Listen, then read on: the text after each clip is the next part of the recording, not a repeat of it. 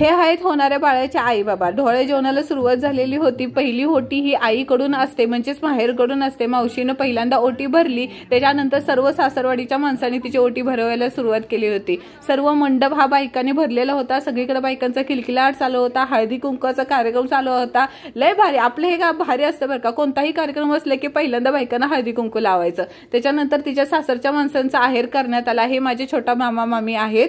आता आमच्या बरोबर आमचे कारभारी नव्हते म्हणून भाऊजनांना आम्ही एकटीनेच तिची ओटी भरली। आता पहिल्यांदा मावशी होणार म्हणल्यावर तर काही खुशी तर अगदी गगनातच मावत होती। हे आहे तिच्या सासरची माणसे, सासू सासरे। सासू एकदम हसमुख आहे बघा, फोटो एक नंबर झाले। आणि हे आहे तिच्या माहेरची माणसं आणि ही होणारी मामी। काय तुम्हाला सांगू, एक नंबर फोटो। आणि फोटो काढताना एवढे सगळेजण हसत होते ना, एवढा भारी। जसं टीव्हीत कसा कार्यक्रम होतो तसा आमचा डोळ्या जेवणाचा कार्यक्रम झाला होता। नुसता कालवा कालवा कालवा आणि राडा राडा।